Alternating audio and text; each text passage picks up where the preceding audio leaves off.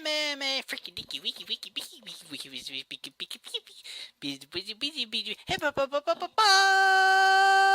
Welcome to MMA Freak.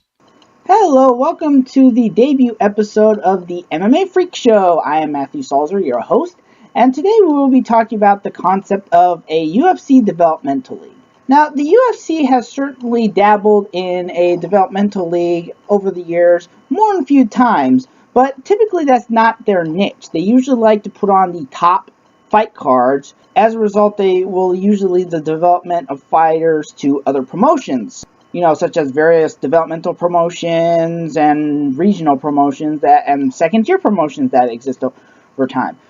However, recently that has changed as the UFC is on May 12th announced that they would be starting a new series on UFC Fight Pass called the Dana White Contender series to be held on Tuesday nights, at least throughout the summer, starting on July 11th, which will have 5 fights, and they will all be hosted at the UFC Training Center. But first, let's go back to why the UFC, and specifically Zuffa, got into the concept of a developmental league in the first place. Zuffa first bought the WEC, World Extreme Cage Fighting, in December 2006 from Scott Adams and Rhea Harris, the previous owners. Why did they do it? Because of an organization called the International Fight League. Because they wanted to keep the IFL from gaining a TV deal with Versus.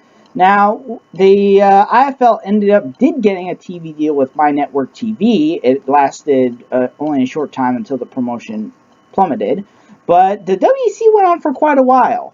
Ultimately, in addition to developing talent that were outside of the UFC in the weight classes that already existed, it also served as a experimental proving ground for weight classes that the UFC did not have at the time. The two particular weight classes in question were the featherweights and the bantamweights, from which Jose Aldo and Uriah Faber and many other stars emerged out of and eventually joined the ranks of the UFC itself.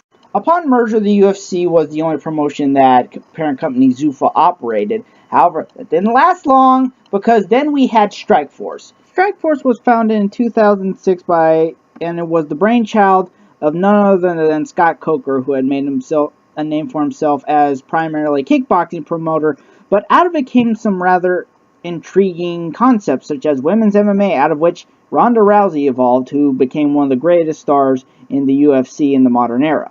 As did happen with the WEC at the end of 2010 and Strikeforce at the beginning of 2013, both promotions were ultimately folded in to the UFC.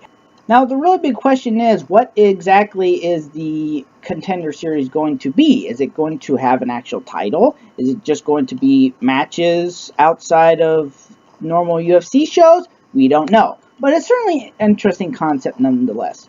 If you want to see more of these, like top 10s or other topics, be sure to like, subscribe, and leave comments, because we want to know that.